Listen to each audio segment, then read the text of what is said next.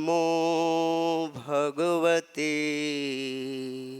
वासुदेवाय।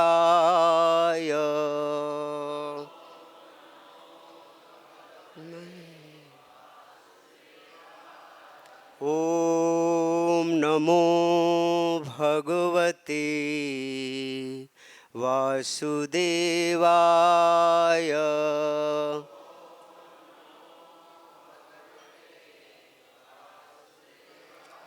ॐ नमो भगवते वासुदेवाय।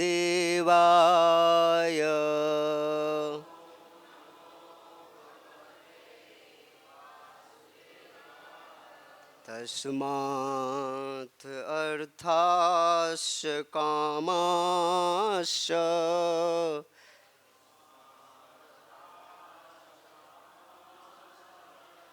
धर्मास्य यदपाश्रया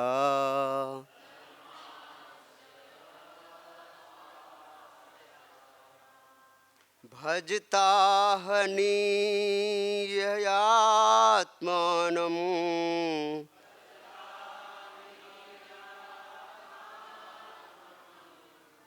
अनीहं हरिमीश्वरम्।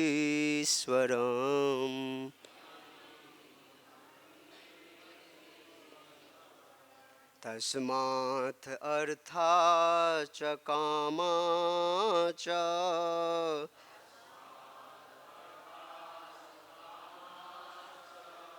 धर्माश्च यतपाश्रया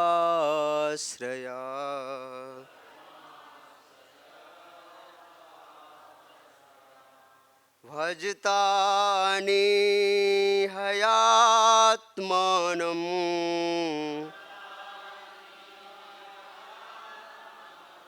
अनीहं हरिमीश्वरम्।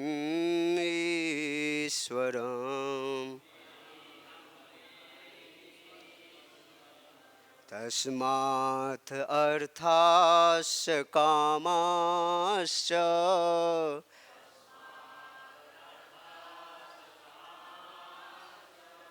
धर्माश्च यदपाश्रया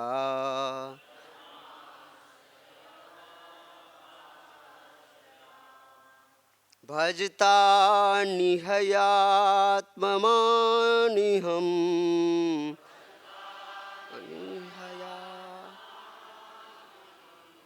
भजता अनीहयात्मानम्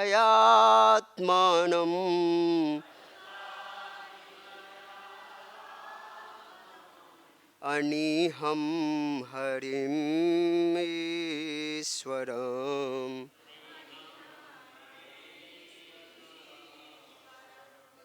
अनीहं हरीश्वर। जगतगुरु श्रील प्रभुपाद की जय। श्रील प्रभुपाद जी के द्वारा शब्दार्थ तात्पर्य और अनुवाद श्रवण करते हैं।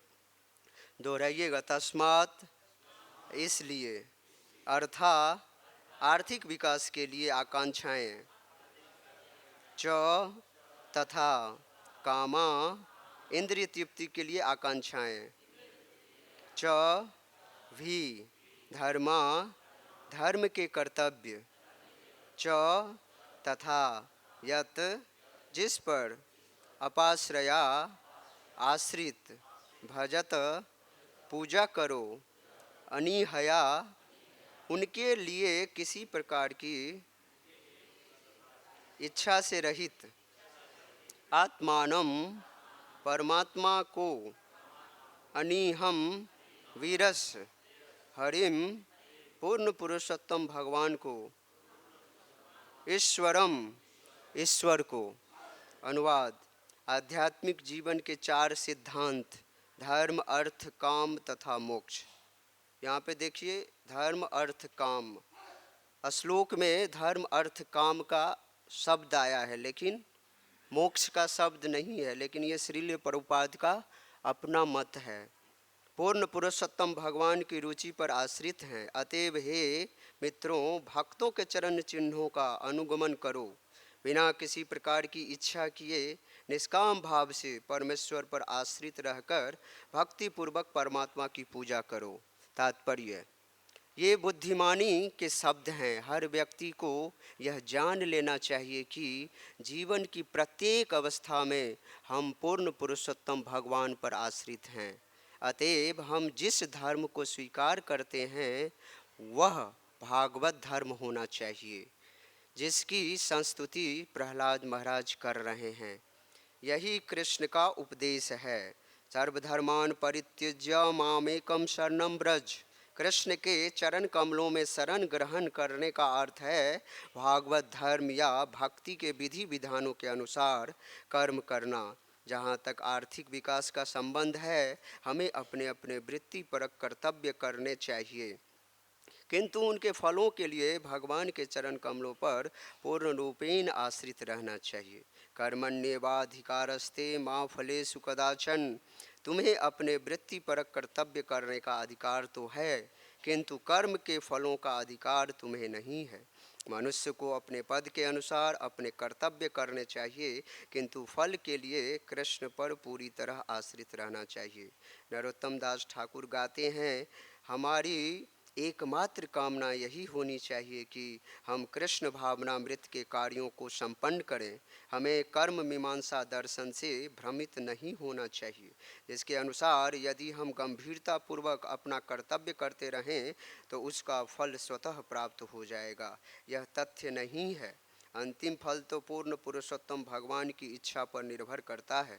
अतएव भक्ति में भक्त भगवान पर पूर्णतः आश्रित रहता है और निष्ठा से अपने वृत्तिपरक कर्तव्य संपन्न करता है। अतएव प्रहलाद महाराज ने अपने मित्रों को सलाह दी कि वे कृष्ण पर पूरी तरह निर्भर रहें और भक्ति पूर्वक उनकी पूजा करें। जगत गुरु श्रील प्रभुपाद की जय। ओम अज्ञानतिमिरान्धस्य ज्ञानाञ्जनशलाकया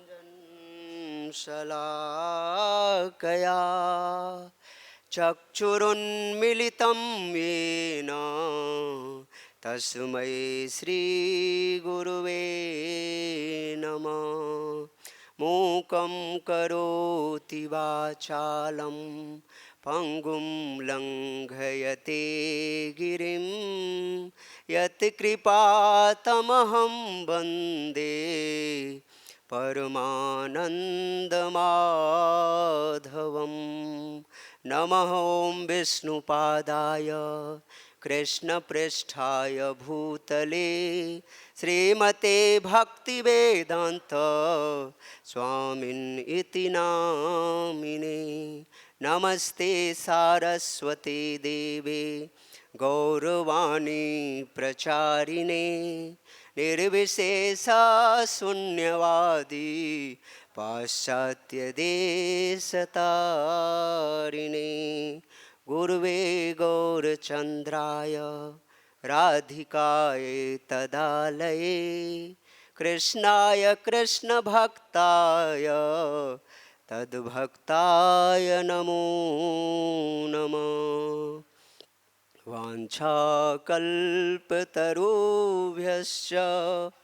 कृपासिन्धुभ्य एव च पतितानां पावनेभ्यो वैष्णवेभ्यो नमो नमः। अजानुलम्बितभुजो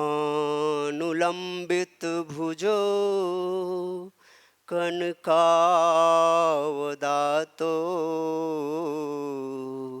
संकीर्तने कपितरो कमलायताक्षो विश्वम्भरो द्विजवरो युगधर्मपालो वन्दे जगत्प्रियकरो करुणावतारो। जय श्री कृष्ण चैतन्य प्रभु नित्यानंद, श्री अद्वैत गदाधर श्रीवासादि गौर भक्त वृंद। हरे कृष्णा कृष्णा कृष्णा हरे हरे, हरे राम राम राम हरे हरे।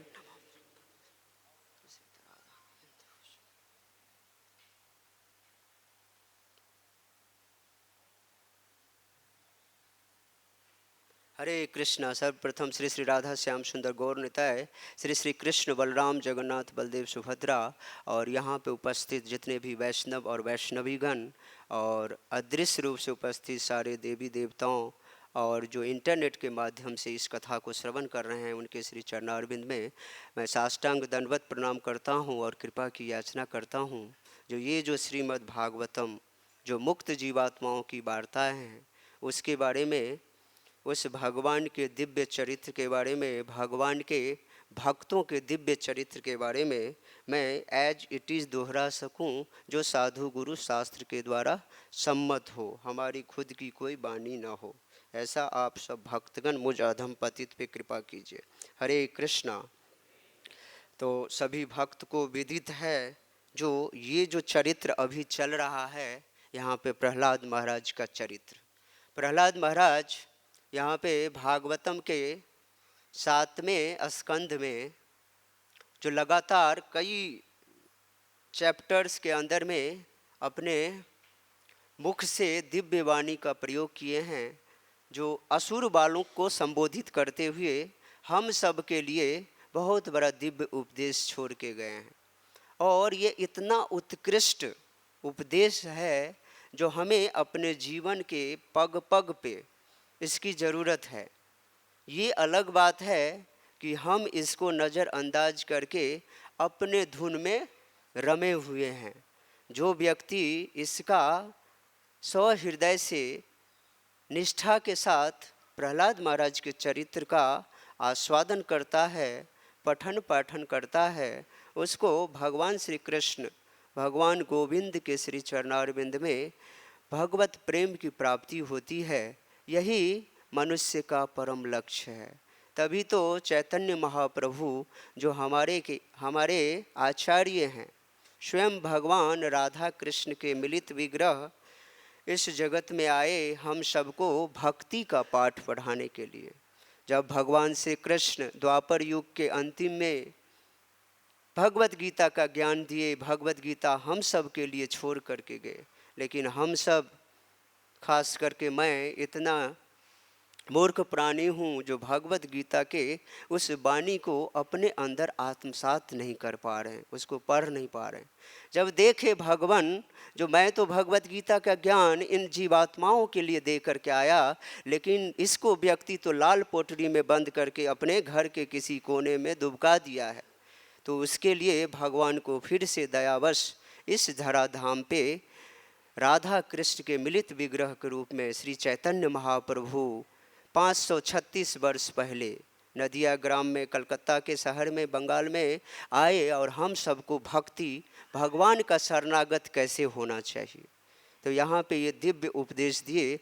और वही भगवान श्री कृष्ण चैतन्य महाप्रभु इस चरित्र को लगातार कई बार श्रवण करते हैं। तो क्योंकि ये दिव्य चरित्र हम सब के लिए है, इसमें बहुत ही अच्छा तात्पर्य श्रील प्रभुपाद जी दिए हैं। देखिए, भगवत गीता की फिलॉसफी लोग बताते क्या हैं? जैसा कर्म करोगे वैसा फल देगा भगवान। यही है ना, ये श्लोक है 2.47 भगवत गीता। यहाँ पे है ना, कर्मण्येवाधिकारस्ते माँ फलेषु कदाचन। इसका फल ये नहीं होता है, इसका ये आंसर नहीं होता, जैसे कि भौतिक जगत के लोग इस बात को दोहराते हैं, जो जैसा कर्म करेगा वैसा फल देगा भगवान। कई बार ऐसे कर्म होते हैं, कई व्यक्तियों को आप लोग देख रहे होंगे, उसका कर्म हमेशा गुंडे वाली होता है, लेकिन उसकी फिर भी बहुत ज़्यादा पदोन्नति होती रहती है ना।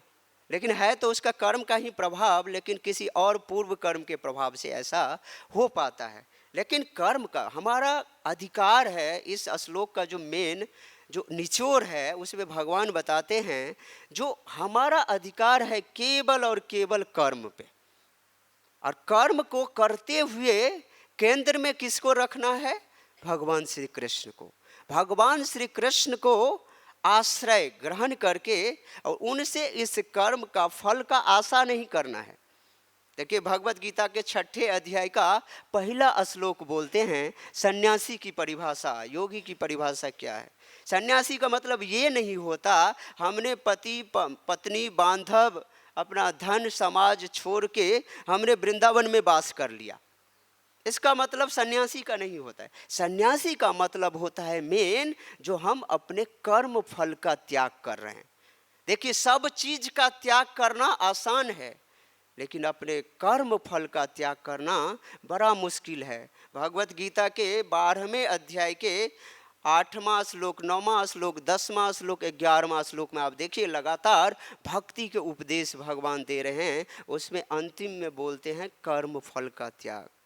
कर्म फल का त्याग सबसे उत्कृष्ट चीज होता है जो सबके बस की बात नहीं होता है। तो कर्म फल, कर्म करते रहिए भगवान पे आश्रित होकर के, भगवान इसका जो भी फल देंगे उसको सहर्ष स्वीकार करके ऐसा रखना चाहिए भाव मन में। तो ये प्रहलाद महाराज बहुत सारे श्लोक अभी तक दिए हैं यहाँ पे। इससे पहले ये जो पहला श्लोक है ये भक्ति का श्लोक है। भागवत धर्म का ज्ञान अभी लगातार कई श्लोकों में ये प्रहलाद महाराज देंगे, ये इसमें से पहला श्लोक है। लेकिन इस श्लोक से पहले जैसे यहाँ पर लिखे हैं तस्मात् अर्थाश्च, तस्मात् का मतलब होता है जो पीछे जो बताए हैं प्रहलाद महाराज जी क्या क्या चीज़ें बताए, आप लोग श्रवण जो रेगुलर हैं उनको जानकारी होगा। जो प्रहलाद महाराज यहाँ पे बहुत सारे चीज़ों की जानकारी दे रहे हैं। कह रहे ये जो देह है ना ये क्या है? उपाधि है। ये देह जो अभी मुझे मिला है ये क्षण भंगुर है, अशाश्वत है। लेकिन हम सबका जो करोड़ों करोड़ों वर्षों से करोड़ों करोड़ों योनियों में भटकते हुए हम आत्मा इस देह को धारण करते आए हैं, और देह को धारण करने की हमारी टेंडेंसी प्रवृत्ति हो गई है। और इतना हम आसक्त हो गए इस शरीर से, इतना मन झुकाव हो गया है जो इस शरीर को ही अपना आत्मा जो है उसी को, शरीर को ही आत्मा समझ करके इस शरीर के साथ पूरा का पूरा व्यवहार करते हैं। और शरीर में ही हमारा पूरा का पूरा दिनचर्या, शरीर के ही हिफाजत के लिए, शरीर की ही रक्षा करने के लिए सारे के सारे कार्यकलाप होते हैं। हम लोग शरीर को चलाने के लिए बहुत ऐसे यज्ञ करते हैं, अनुष्ठान करते हैं, बहुत सारे चीज़ करते हैं। लेकिन जो शरीर के अंदर में, देह के अंदर में जो देही है ना, उसके लिए हम सब कुछ भी नहीं करते। देही जो आत्मा है, यानी कि आत्मा का खुराक श्रीमद् भागवतम, भगवान के दिव्य नामों का उच्चारण, भक्तों का संग, धाम वास, ये सब है। और हम सब भगवान के दिव्य नामों का उच्चारण अपने जिह्वा से भूल करके हम लोग उस देह का क्या बोलते हैं, लीपा पोती करने में, पॉलिश लगाने में लगे रहते हैं। बरसों से हमने कितनी सारी धन संपत्ति बाप दादा की खर्चा करके इस शरीर की पॉलिशिंग में लगा दिए, और फिर भी शरीर देखो 10 जगह से टेढ़ा है, काला है, धब्बा है, क्या क्या है। वो जो भगवान ने बनाया, इसलिए कह रहे हैं जो बुद्धिमान व्यक्ति नहीं है ना, इस शरीर में फंस करके अपना जो मूल्यवान समय है उसको व्यर्थ में गवाता है। तो कह रहे हैं शरीर की कई गतियां होती है जो पीछे कई श्लोक में बताए हैं। जैसे महाराज जी कल बता रहे थे, जो शरीर जो है ना, देखिए शरीर के लिए लड़ाई करता है। जब बच्चा जन्म लेता है, मान लीजिए गर्भ में बच्चा गया, तो वो जो गर्भवती औरत होती है वो बताओ ये मेरा बच्चा है। जब बच्चा जन्म लेता है उसकी माता पिता क्या बोलते हैं, ये मेरा संतान है। बच्चा जब जवान हो जाता है, उसकी जब शादी हो जाती है, तो वो जो पत्नी नवविवाहिता आती है तो ये मेरा पति है। व्यक्ति एक है, देख लीजिए चेंज हो रहा है इसका अधिकार स्वामी। अब वो बोलता है, उसके बाद वो व्यक्ति जब नौकरी करता है तो जो नौकरी जिसके यहाँ नौकरी करता है उसके जो स्वामी होते हैं वो व्यक्ति कहता है ये मेरा नौकर है।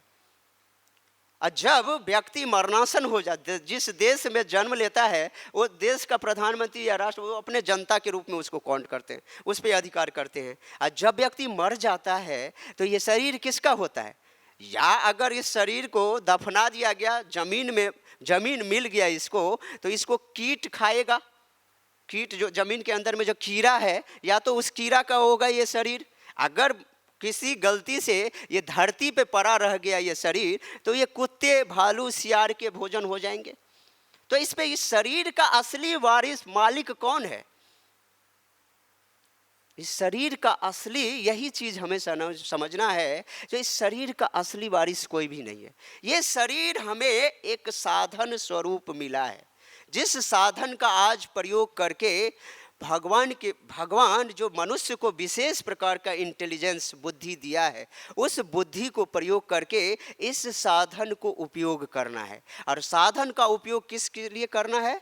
भगवत भजन करने के लिए, भगवत धाम को प्राप्त करने के लिए, कृष्ण को भजन करने के लिए। ये वर्णाश्रम धर्म का यही निर्माण कह रहे हैं। वर्णाश्रम धर्म में चारी वर्णाश्रमी यदि कृष्ण नहीं भजे, स्वकर्म करियो से रौरवे परिजने। ये चार तरह के वर्ण हैं, चार तरह के आश्रम हैं, ब्राह्मण, क्षत्रिय, वैश्य, शूद्र। वो ब्राह्मणोचित सारे कर्म कर रहा है, और ब्रह्मचारी है, उसके बाद क्या है, गृहस्थ है, वानप्रस्थ है, सन्यास है। ये वर्ण और आश्रम को आधार बना करके सारे कर्म कर रहा है। लेकिन चारी वर्णाश्रमी यदि कृष्ण नहीं भजी, अगर वो व्यक्ति ये वर्णाश्रम धर्म का पालन कर रहा है लेकिन भगवान श्री कृष्ण का भजन नहीं कर रहा है ना, तो वो व्यक्ति कहाँ जाएगा? रौरवे परिजने। ये रौरव नामक नरक में उस व्यक्ति, जो कि सारे कर्म किया लेकिन कृष्ण को सेंटर में रख करके नहीं कर्म किया, तो वो व्यक्ति कहाँ चला जाएगा? रौरव नरक में चला जाएगा। और वर्णाश्रम धर्मस्थ पूजनम मधुसूदनम कालम नयतियो ब्रह्म तस्य तुष्यति।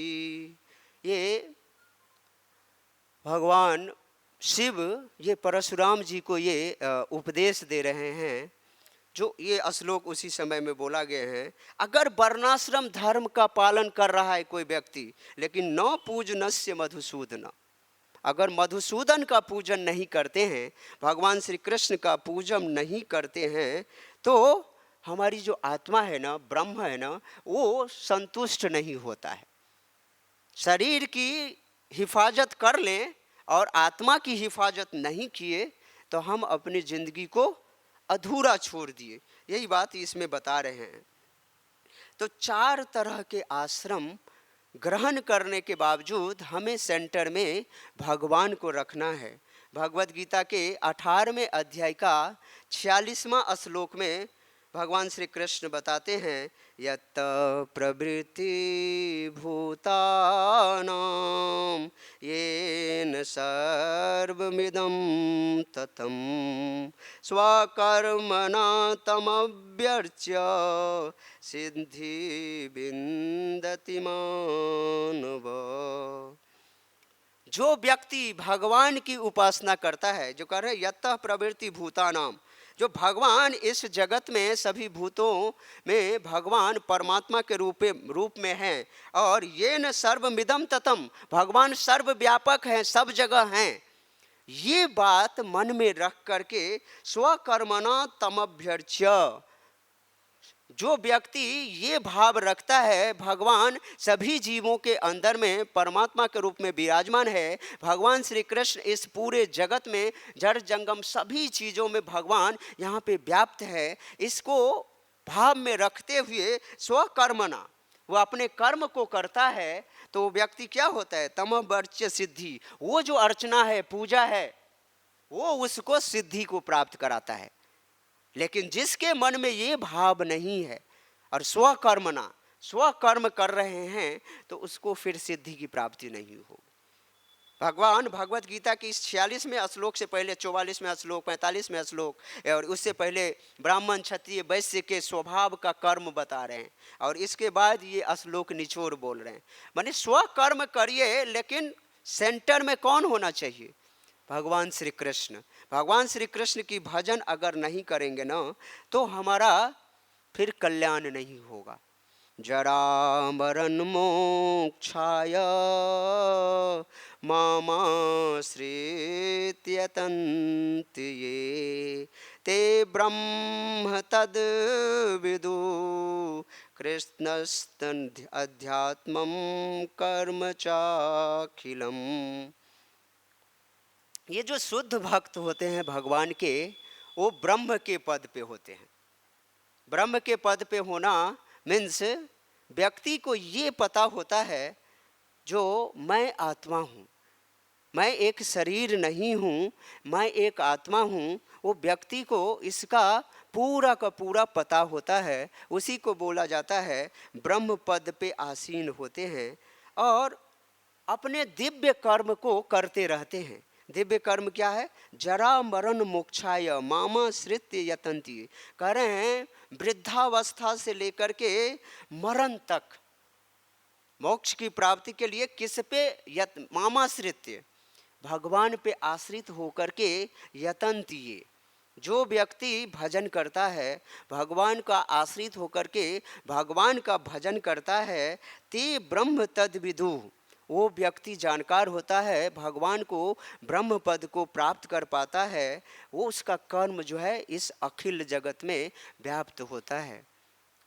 मामाश्रित्य मतलब भगवान को जो है ना सेंटर में बनाया है। भगवत गीता के 6ठे अध्याय का अंतिम श्लोक क्या बताते हैं? 47, योगी नाम अपि सर्वेशाम मत गते अंतर आत्मना। यहाँ भी जो भज धातु, यहाँ पर बहुत सारा तात्पर्य श्रील प्रभुपाद जी बताते हैं, जो भज धातु का प्रयोग किए हैं यानी भगवान का भजन करना। योगी नाम अपि सर्वेशाम, जो ये भक्ति योग का जो विज्ञान है वो सबसे बड़ा विज्ञान है। चाहे आप कर्मी व्यक्ति हो, कर्मकांडी हो, चाहे ज्ञान से मिश्रित भक्ति कर रहा हो, चाहे मान लीजिए योग से काम कर रहा हो, इस सब का फल जो ब्रह्म ज्योति तक जाता है। लेकिन भगवान की भक्ति, जो भगवान का आश्रय लेकर के भक्ति योग का जो पालन करता है, जो योगी, वही चरम गंतव्य को प्राप्त करता है। तो इसको प्रहलाद महाराज यहाँ पे बता रहे हैं। और श्रील प्रभुपाद यहाँ पे देखिए कह रहे हैं जो हमें भागवत धर्म का अनुष्ठान करना चाहिए, भागवत धर्म का पालन करना चाहिए, लेकिन आश्रय में किसके रह करके?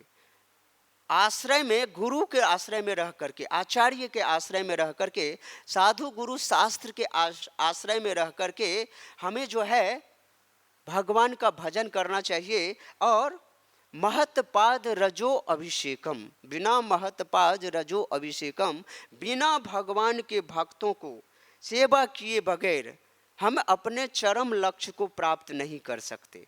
यहाँ पे बोल रहे हैं आप अपना कर्म करते रहिए, लेकिन हमें कर्म के साथ साथ भागवत धर्म का पालन करने के साथ साथ, भागवत धर्म होता क्या है? भागवत धर्म का जो पालन करना होता है, इसको मेन मीनिंग क्या समझ सकते हैं हम? सर्वधर्मान परित्यज्य माम एकम शरणम व्रज अहम त्वम सर्व पापेभ्यो मोक्ष स्वामी मासुच। 18.66 भगवत गीता, जो ये भगवत गीता का निचोड़ बताते हैं। सारे धर्मों को त्याग करके, तो सारे धर्म का मतलब क्या होता है? श्रील विश्वनाथ चक्रवर्ती पाद बताते हैं सर्व धर्म का मतलब होता है वर्णाश्रम धर्म को त्याग करके। ये जो अभी वर्णाश्रम धर्म के बारे में अभी पढ़े, जो वर्णाश्रम धर्म को त्याग करके एक ही धर्म होना चाहिए। और वो कौन सा धर्म है? मद आश्रया कृष्ण भक्ति, भगवान कृष्ण की भक्ति करना और पूर्ण शरणागत होकर के भगवान की भक्ति करना। और किस तरह से भक्ति करना है? अनन्य चिंतयन्तु माम। अनन्य का मतलब होता है न कोई अन्य, केवल और केवल भगवान श्री कृष्ण का भजन करना है। तो सर्वधर्मान परित्यज्य माम एकम शरणम व्रज। ऐसा जो व्यक्ति भगवान का भजन करता है, चरण कमलों में शरण ग्रहण करता है भगवान का, तो वो भागवत धर्म के विधि विधान को आसानी से पालन कर सकता है। भागवत धर्म क्या है? देखिए, जैसे आप सब भक्तगण कितने भाग्यशाली हैं जो वर्षों वर्षों से धाम में वास कर रहे हैं और भागवत धर्म का अनुष्ठान कर रहे हैं, पालन कर रहे हैं, अपना कर्म भी कर रहे हैं, स्वकर्म कर रहे हैं। और सेंटर में कौन है? भगवान श्री कृष्ण और श्रील प्रभुपाद और हमारे आचार्यगण। तो यही चीज समझ करके हमें अपने कर्म को अंजाम देना है। तो वो कर्म जो है ना, फलीभूत होता है, वही अकाम कहलाता है। सुबह 3 बजे से लेकर के रात को 10 बजे तक एक शुद्ध भक्त का कर्म क्या होता है? अपने दिनचर्या को इस प्रकार से वो बांट करके रखा रहता है, अपने आप को इस तरीके से एब्जॉर्ब करके रखता है, जो उसके लिए थोड़ा सा भी समय नहीं मिलता जो किसी और चीज़ों में अपने आप को लगा ले। ये है भागवत धर्म के विधि विधानों का पालन करना। जैसे श्रील प्रभुपाद जी ने हमें नियम दिए हैं और भागवत धर्म के पालन करने के लिए जो अनुशंसा किए हैं, उसका हमें अगर दृढ़ता से अगर हम पालन करते हैं ना, तो ये 100% आप समझ सकते हैं इस बात को, जो हमें भगवान अपने शरण में जरूर ले लेंगे। तो सर्वधर्मान का मतलब समझ सकते हैं, जो कई तरह के जो धर्म इस जगत में फैला हुआ है, शरीर का धर्म, समाज का धर्म, पत्नी धर्म, स्त्री धर्म, पुरुष धर्म, ऐसे इन सब सारे धर्मों को त्याग करना है और केवल एक ही धर्म है, वो है भगवान का भजन करना। कह रहे हैं मनुष्य को अपने पद के अनुसार अपने कर्तव्य करने चाहिए, किंतु फल के लिए कृष्ण पर पूरी तरह आश्रित रहना चाहिए। इस जगत में जितना भी चीज आपको दिख रहा है, सारे चीजों के मालिक कौन है? भगवान श्री कृष्ण, क्योंकि उन सारी चीजों का जो उत्पत्ति करता, सृष्टि करता भगवान श्री कृष्ण है। और जो व्यक्ति ये बात समझता है और उन चीजों का प्रयोग अपने इंद्रियों तृप्ति में नहीं करता, उस चीज का प्रयोग, सारे चीज जितने भी भौतिक जगत के चीज हैं, आध्यात्मिक जगत के चीज हैं, उन सारे चीजों का प्रयोग भगवान की सेवा में करता है, तो ये इसको क्या बोलते हैं? युक्त वैराग्य। सारे चीजों का प्रयोग भगवान श्री कृष्ण में करना है और भगवान श्री कृष्ण की भगवत्ता को समझ करके आश्रित होकर के ये कर्म करेंगे, तो भगवान श्री कृष्ण सारे कर्म के फल जो है हमें देंगे। करें हम कृष्ण भावनामृत में कार्यों को संपन्न करें। कृष्ण भावनामृत कर्म करेंगे तभी जो है हमारा कल्याण होगा। कृष्ण भावनामृत का मतलब क्या होता है? जो हमारी चेतना में हमेशा कृष्ण कृष्ण कृष्ण या कृष्ण से संबंधित कार्यकलाप, उसी का मतलब होता है कृष्ण भावनामृत। छोड़ दीजिए, नहीं हो रहा तो। कृष्ण भावनामृत, कृष्ण भावनामृत का मतलब होता है कृष्ण का ही भजन करना, हमेशा कृष्ण का ही चिंतन करना, कृष्ण के अलावा और कुछ किसी भी चीज़ों का चिंतन नहीं करना। ये कृष्ण भावनामृत होता है। हमारा सारा कार्यकलाप कृष्ण से संबंधित होना चाहिए और हमें अहंतास्पद और ममतास्पद का त्याग करनी चाहिए। जो अहंतास्पद, यहाँ पे श्रील प्रहलाद महाराज यहाँ पे बता क्या रहे हैं, अभी कई सारे श्लोकों में पीछे बता रहे हैं, अहंतास्पद का त्याग करना, ममतास्पद का त्याग करना। जो अहम ममेती का जो ये बुद्धि इस जड़ जगत के साथ हमारा लगा हुआ है, इसको हमें त्याग करना ही पड़ेगा। अगर कोई व्यक्ति चाहेगा जो मैं इंद्रिय तृप्ति करते हुए भगवत धाम को चला जाऊंगा, तो ये कदापि संभव नहीं है। मान लीजिए किसी व्यक्ति को वैद्य ने सलाह दिया है, आपको इन सब चीज़ों का आपको परहेज करना है, ये नहीं खाना है और ये दवा खाना है, तो ये दवा जब खाएंगे और परहेज करेंगे साथ साथ, तो आपका जो है रोग बहुत जल्दी ठीक हो जाएगा। लेकिन व्यक्ति क्या कर रहा है? दवा भी खा रहा है, एक तरफ दवा भी खा रहा है और दूसरे तरफ वो सारे चीज खा रहा है जो वैद्य ने बताया, तो क्या उसका कभी भी रोग ठीक होगा? कभी भी रोग ठीक नहीं होगा। क्यों? क्योंकि हम परहेज नहीं कर रहे हैं। तो भगवान भगवत गीता में बता रहे हैं, जो व्यक्ति इंद्रियों का समन नहीं कर पाया, इंद्रिय भोग में अपने आप को लगा करके रखा हुआ है और भगवान का भी भजन कर रहा है, तो भगवान तो मिलेंगे, लेकिन बहुत बहुत जन्मों के बाद, बहुत समय भगवान की भजन करने के बाद भगवान की प्राप्ति होगी। लेकिन अंततः उनको इन इंद्रियों से, इंद्रियों के भोग से अपने आप को निकाल करके इस इंद्रियों का जो भजन है ना, इंद्रियों की जो, इंद्रियों से सेवा किसकी करनी है? ऋषिकेन सेवनम भक्ति रुच्यते। इस इंद्रियों से, इंद्रियों के जो स्वामी हैं, शरीर का मतलब होता है इंद्रियां। ये जो शरीर बना है वो इंद्रियों से बना हुआ है। और शरीर में क्या है? शरीर इंद्रियों से बना हुआ है और इस शरीर की जो उपयोग है वो भगवान की सेवा में लगाना। यानी ऋषिकेन सेवनम भक्ति रुच्यते। भक्ति की यही परिभाषा है, अपने इंद्रियों का प्रयोग, इंद्रियों को भगवान को तुष्ट करने में लगा देना है। सवै मनः कृष्ण पदारविंदयो बचांसि वैकुंठ गुणानुवर्णने करोर हरेर मंदिर मार्जनादिषु श्रुतिम चकार अच्युत भाव। ये बता रहे हैं जो यहाँ पे हमारे महाभागवत जो हुए हैं, ये बता क्या रहे हैं? देखिए, इस शरीर के जितनी भी इंद्रियां हैं, सभी इंद्रियों को भगवान की सेवा में हमें एक एक करके लगा देना है, तभी हमारी इंद्रियां शुद्ध होगी। नहीं तो ये इंद्रियां जो है ना, इंद्रिय के विषय होता है। जैसे 5 मेन इंद्रियां है, जो ज्ञान इंद्रियां, आँख, नाक, कान, जिह्वा, त्वचा, और इसको अगर हमने निग्रह नहीं किया, इसको अगर हमने कंट्रोल नहीं किया, और इस ज्ञानेंद्रियों को अगर हमने भगवान की सेवा में नियुक्त नहीं किया, तो ये इंद्रियां क्या करेगा? अपने अपने इंद्रिय विषय के तरफ जाएगा। और इनके इंद्रिय विषय क्या है? रूप, रस, गंध, शब्द, स्पर्श। ये आँख क्या है? सुंदर सुंदर रूप को देखना चाहती है, गलत चित्र देखना चाहती है, नंगा चित्र देखना चाहती है, गलत जो चीज़ें इस जगत में व्याप्त है उसको देखना चाहती है। कान जो है दूसरों के बुराई के बारे में श्रवण करना चाहती है।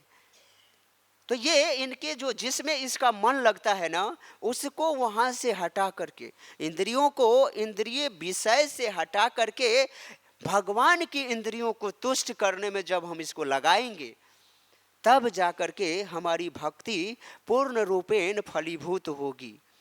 और अकामा सर्व कामो वा मोक्ष काम उदारधि तीव्रेण भक्ति योगेन यजेत पुरुषम परम। अकामा सर्व कामो वा, देखिए यहाँ पे बोल रहे हैं, अगर भक्ति कर रहे हैं भगवान की, तो कई बार क्या होता है, व्यक्ति को कुछ चाहिए होता है ना, तो भगवान से वो मांगता रहता है। और भगवान श्री कृष्ण ऐसे हैं जो आप गलत चीज़ों की अगर आप डिमांड कर दोगे तो भगवान नहीं देंगे, क्योंकि भगवान हमारे हित और अहित की बातें जानते हैं। लेकिन व्यक्ति क्या करता है, अरे यार भगवान तो दे नहीं रहा है, चलो देवी दुर्गा के शरण में जाते। अरे सबसे अच्छी बात है, भगवान शिव के शरण में चले जाते हैं, वो आशुतोष हैं, तुरंत प्रसन्न हो जाते हैं और जो चीज़ चाहिए तुरंत ले लो। इसलिए देखो, भगवान शिव के भक्त सबको जल्दी जल्दी सभी चीज़ों की प्राप्ति होती है, भगवान शिव दे देते हैं। अब वो इतना सोचते नहीं है जो हमें क्या करना है नहीं करना है। ब्रह्मा जी से देखिए वर मांगे, हिरण्यकशिपु दे दिए, लेकिन इसका परिणाम क्या हुआ?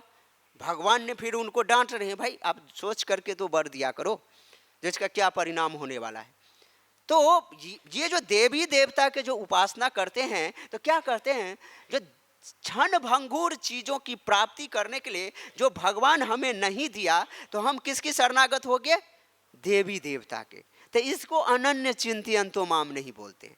हमें कह रहे अकामा सर्व कामो वा मोक्ष कामा उदारधि। अगर अगर आपको किसी तरह की कामना है और भगवान की भक्ति करें, भगवान की भक्ति तो निष्काम भाव से, श्रील प्रभुपाद जी यहाँ पे बोले हैं, जो निष्काम भाव से भगवान का आश्रय लेकर के भगवान की भगवत भक्ति करना है। निष्काम का मतलब होता है हमें कोई भी चीज नहीं चाहिए, सुई के नोक के बराबर भी हमारे मन में कोई इच्छा न रहे। अन्याभिलाषिता शून्यम ज्ञान कर्माद्य अनावृतम। अन्याभिलाषा, किसी भी तरह की अभिलाषा नहीं रख करके जो है और भगवान का भजन करना चाहिए, तब जाकर के हमारी भक्ति फलीभूत होती है। निष्काम भक्ति, किसी भी तरह का डिजायर नहीं रखना है। तो कह रहे हैं अगर आपको कोई डिजायर है अकाम, या तो भगवान की किसी तरह की डिजायर न रख करके भक्ति करें तो ये सर्वोत्कृष्ट भक्ति है।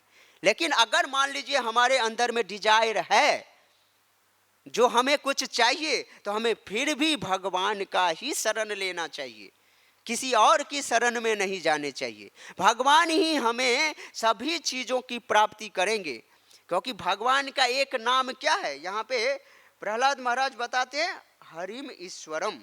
हरि शब्द का प्रयोग कर रहे हैं और ईश्वर शब्द का प्रयोग करें। हरि के अनेक अर्थ दुई मुख्यतम, सर्व अमंगल हरे प्रेम दिए हरे मन। चैतन्य चरितामृत में श्रील कृष्णदास कविराज जी बताते हैं हरि के अनेक अर्थ हैं, उसमें से दो मुख्यतम है, और क्या है, सर्व अमंगलता को हरने वाले ये हरि हैं। हमारे अंदर में जो कलुषित भावना है, हमारा जो हृदय कलुषित हो गया है, उसको हरते हैं, अमंगलता को हरते हैं। सर्व अमंगल हरे प्रेम दिए हरे मन। और प्रेम की प्राप्ति, भगवान को प्रेम की प्राप्ति की देते हैं हमें।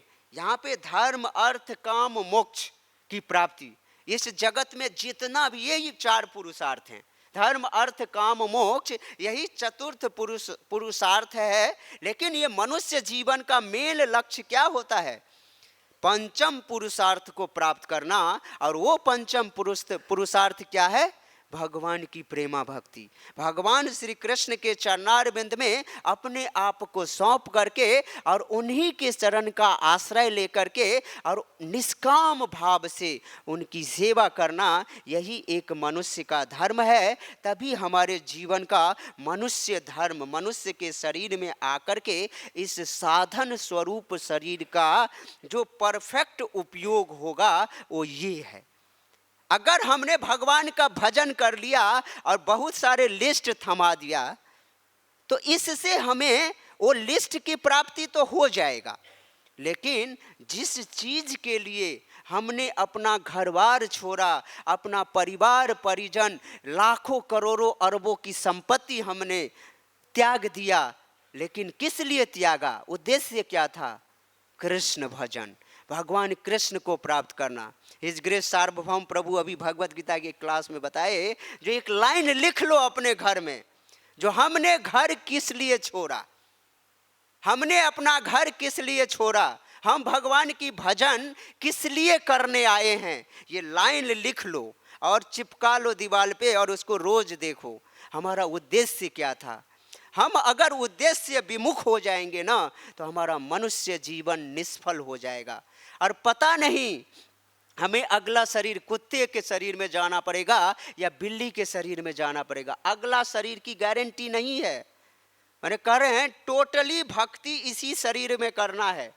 प्रभुपाद क्या बोलते हैं इसके लिए, मैंने this birth is the final birth to attain Krishna consciousness. और गॉड को, भगवान श्री कृष्ण को प्राप्त करने का ये जो बर्थ है ना, ये फाइनल बर्थ है, दूसरा बर्थ नहीं लेना है, क्योंकि जन्म मृत्यु जरा व्याधि इसके चक्कर में हमें नहीं फंसना है।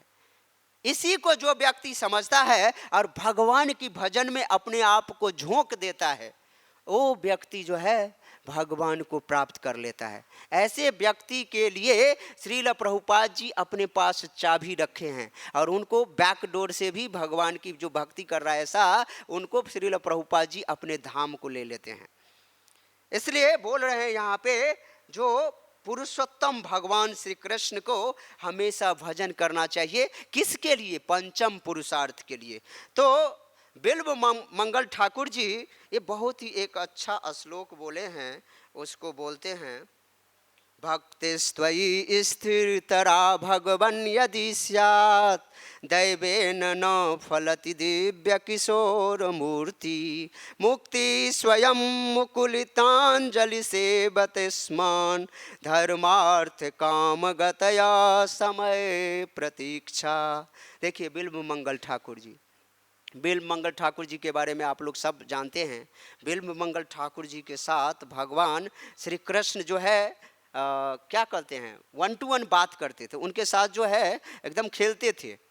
जो वृंदावन में रह करके भजन किए हैं, पास टाइम तो आप लोग जानते हैं। कह रहे हैं भक्ति स्वयं स्थिर तरा, कह रहे हैं भक्तिमय सेवा, भगवान की भक्ति स्थिर होकर के एकदम चित्त को भगवान के में लगा करके और भगवान की ही भक्ति करना है। तो कह रहे हैं स्थिर चिता भगवान यदि स्यात् दैवेन न फलति दिव्य किशोर मूर्ति। तो कह रहे दैव बस देवताओं के द्वारा और ये भगवान के द्वारा क्या होगा, दैवन दिव्य किशोर मूर्ति, भगवान श्री कृष्ण का जो दिव्य स्वरूप है, विग्रह है, वो हमारे सामने में यानी भगवान श्री कृष्ण प्रकट हो जाएंगे। और जो व्यक्ति ऐसा भजन करता है एक निष्ठ होकर के भगवान श्री कृष्ण को केवल प्राप्त करने के लिए, उसके लिए क्या होता है देखिए, मुक्ति स्वयं मुकुलितांजलि। ये जो मुक्ति है, मुक्ति देवी है ना, मुक्ति देवी उस भक्त के दरवाजे पे अंजलि जोड़ करके खड़े रहती है। और कैसे कितना खड़े, वह समय प्रतीक्षा माने प्रतीक्षा करती रहती है, ये भक्त कब मेरे तरफ एक बार देख लेगा, जो मुक्ति को ग्रहण करेगा। क्योंकि भगवान श्री कृष्ण के जो शुद्ध भक्त होते हैं ना, वो धर्म अर्थ काम मोक्ष, धर्म अर्थ काम को तो छोड़ते माने छोड़ ही देते हैं, और मुक्ति जो सबसे सर्वोत्कृष्ट वस्तु है इस भौतिक जगत के लिए, लेकिन उस मुक्ति को भी त्याग देते हैं। कौन, भगवान श्री कृष्ण के एक शुद्धतम भक्त। और उसके दरवाजे पे वो माने रहते हैं, प्रतीक्षा करती रहती है, और साथ में धर्म अर्थ तथा काम संबंधी सारे सुविधाएं। देख रहे हैं ना, आप लोगों को ये एक्सपीरियंस होगा, जब कोई व्यक्ति भगवान की भक्ति करना शुरू कर देता है ना, तो उसके सारे सुख सुविधाएं मिलना शुरू हो जाता है। उसको किसी भी चीज़ों की प्राप्ति करने के लिए कोई विशेष कर्म करना पड़ता है क्या?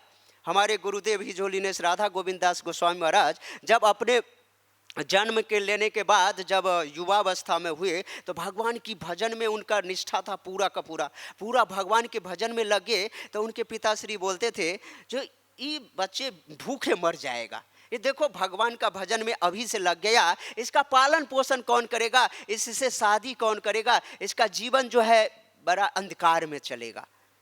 तो श्रील गुरुदेव बताते हैं, जब हम भगवान की भक्ति करने लगे तो आज ये ऐसा नौबत है जो हम हजारों जगहों से न्योता आता है, क्या हमें पहनने के लिए कपड़ा नहीं मिल रहा है, क्या हमें खाने के लिए अन्न नहीं मिल रहा, क्या क्या भगवत महाप्रसाद इस ब्रह्मांड में कहीं भी भ्रमण करते हैं, वो राजभोग क्या क्या प्रसाद जो है उनके सामने बिल बुलाए आ जाता, हाजिर हो जाता है। ये किसका प्रभाव है? भक्ति का प्रभाव। जब भक्ति का प्रभाव होता है ना, यही नारद मुनि से प्रश्न पूछा था मृगारी, जो भगवान की भजन करने के लिए बोल रहे पेट कौन भरेगा, तो कह रहे हैं पेट का चिंता मत करो मृगारी, पेट मैं भरूंगा। और नारद जी बोल करके चले गए, और जैसे ही मृगारी जैसा व्यक्ति भगवान के भजन में लग गए, तो सारे लोग जो है उनको देने के लिए सब कुछ आ गए। वो व्यक्ति मृगारी जो है रख नहीं पाता था, बोलता भाई आज ही के लिए चाहिए, क्योंकि आज ही के लिए ब्राह्मण का धर्म होता है, वो संग्रह नहीं करता, आज का भोजन आज के लिए चाहिए, कल के लिए भाई कल लेकर के आना। ठीक है, तो ये भक्ति का जो है ये प्रभाव होता है। तो भगवान पे मद आश्रया आनुकूल्यन संकल्प प्रतिकूलस्य वर्जनम रक्षिष्यति इति विश्वासो गोप तृप्ते वर्णम तथा। शरणागति का मतलब होता है रक्षिष्यति इति विश्वासो, भगवान हमारा रक्षण करेंगे, रक्षा करेंगे, सभी चीज़ों की पूर्ति करेंगे। योग क्षेमम वहामी हम, जो भी चीज़ें चाहिए वो देंगे, जो है हमारे पास उसी रक्षा करेंगे। ये क्या होना चाहिए? विश्वास। विश्वास अगर होगा तो भगवान का भजन फलीभूत होगा। इसी के साथ मैं वाणी को विराम देता हूँ।